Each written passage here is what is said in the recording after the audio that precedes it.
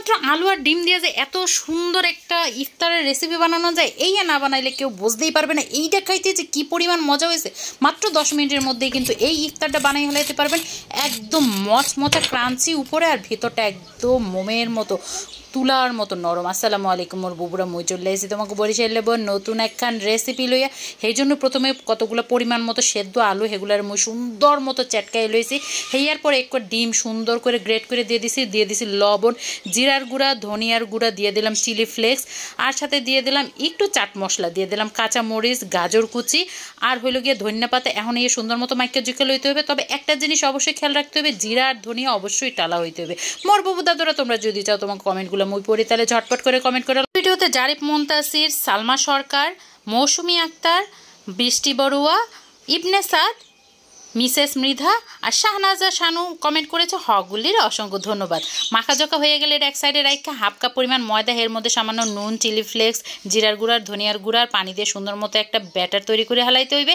হ্যাঁ, এরপর লইলাম এখানে কর্নফ্লেক্স। আপনারা চাইলে কর্নফ্লেক্স নাও লইতে পারেন, তাই মুই কিন্তু 50-50 কর্নফ্লেক্স নিমু আর ওগুলোকে ব্রেড ক্রাম নিমু। এখানে কিন্তু কর্নফ্লেক্সটার মুই হাত দিয়ে একটু ভাঙ্গে লইছে। এরপর ব্রেড ক্রামটা মিলে একটা কিন্তু আমি উপরের কোটিংটা রেডি করে লইছি। হ্যাঁ, এরপর কী করতে হবে, সেই মাইকা রাখা আলু আর সেই ব্যাটারটা সব একলগে লইতে হইবে। এখন হাত দিয়ে সুন্দর মতো নাস্তাগুলারে বানাই লইতে হইবে। আপনারা চাইলে ছোট বড় অনেক রকম করে বানাইতে পারেন। তো এই নাস্তা বানানোর প্রসেসিংটা তো মুহে বলার কিছুই নেই, আপনারা অবশ্যই দেখে বুঝে লবেন মুই কেমনে বানাইতে আসি। পরিমাণ মতো আলুর পুরটা নিয়ে সুন্দর মতো একটু গোল করে নিয়ে বা চ্যাপটা করে নিয়ে মাঝখানে একটা কাঠি দিয়ে লইছি। এরপর হাত দিয়ে চাইপে এইরকম একটা শেপ দিয়ে লইছি। আপনারা চাইলে কিন্তু অনেক রকমভাবে শেপ দিয়ে লইতে পারেন ইচ্ছা মতো। যাই হোক, শেপ দেওয়া হয়ে গেলে সেই গোলানো ব্যাটারের মধ্যে কোটিং করে কর্নফ্লেক্স আর ব্রেড ক্রামের যে কোটিংটা করছি সেটা সুন্দর মতো চাইপে চুপে কোটিং করে লইতে হবে। মুই আপনাকে সুবিধার্থে কিন্তু আরও একটু দেখা দিতে আসি। আর এই যে কাঠিটা দিতে আসি, এই কাঠিটা দেওয়ার কারণ হলো এটা ধরে ধরে সুন্দর মতো খাইতে পারবে। বাচ্চারাও কিন্তু এই কাঠি ধরে এই নাস্তাটা খুব সুন্দর করে খাইতে পারবে। মানে এত অল্প উপকরণে এত সুন্দর একটা নাস্তা হইতে পারে, এই না বানাইলে কিন্তু বোঝাই যাবে না। ইফতারের সময় একেবারে ঝটপট অল্প সময় মজার দারুণ ইয়াম্মি একটা নাস্তা। এই যে এরকম করে মুই হগল নাস্তাগুলারে কিন্তু কোটিং করে লইছে, যে দেখতে পাইতেছেন।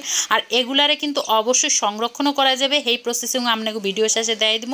যাই হোক, এখানে কিন্তু মুই দুইটা করে ভাজ্যা লইতে আসি। যেহেতু আমার কড়াইটা একটু ছোট, এই জন্য হালকা তেল গরম করে এর মধ্যে সুন্দর মতো এপিট ওপিট উল্টাইয়া হগলভাবে এইরকম করে নাস্তাগুলার একদম মচমচা করে ভাজ্যা লইতে হইবে। তবে একটু সময় নিয়ে ভাজতে হইবে, যাতে উপরের লেয়ারটা একদম কুড়মুড়ে হয়। আপনারা তো শব্দ শুনে বুঝতেই পারছেন যে এটা কতটা কুড়মুড়া হয়েছিল। যাই হোক, এরকম করে মুই দুইটা করে 4টে ভাজ্যা লইতে আসে, আর বাকিগুলা কিন্তু মুই ফ্রোজেন করবো। সেই প্রসেসিংও কিন্তু ভিডিও শেষে সামনে করে দেখাই দিব। এই যে দেখেন কত লোভনীয় হয়েছে। আর এই আর যে শব্দ হয়েছে, মানে এইটা যে মচমচা হয়েছে উপরে, সেই আর মুখে বলার মতো কোনো কিছুই নাই। যাই হোক, ইফতারিতে এইরকম একটা নাস্তা যদি আপনারা বানাইতে চান, অবশ্যই এই ভিডিওটা নিজের টাইম লাইনে শেয়ার করে রাখবেন। আর যদি চান আপনাকে আত্মীয় স্বজন বন্ধু বান্ধব সকলটি এই রেসিপিটা শিখুক জানুক, তাহলে সুন্দর করে একটা শেয়ার দিতে কিন্তু মোটেও বলবেন না। আর টমেটো সস দিয়ে এই নাস্তাটা খাইতে সেই স্বাদ হয়েছে। যাই হোক, এগুলো খাওয়া শেষ হলে মুই বাকিগুলার ফ্রোজেন করবো। একটা কৌটার মধ্যে এরকম সুন্দর মতো সাজাইয়ে রাখলেই হয়ে যাবে। মাঝখানে কিন্তু কাগজপত্র দেওয়ার কোনো দরকার নাই, কারণ এটা যখন ফ্রোজেন হয়ে যাবে এমনি টাইট হয়ে যাবে। সুন্দর মতো খুললে লগে লগে ভাজ্যা লইলেই হবে। তোর ভিডিওটা ভালো লাগলে লাইক করবে, শেয়ার দিতে বলবেন না। দেখা হবে পরবর্তী ভিডিও। ধন্যবাদ।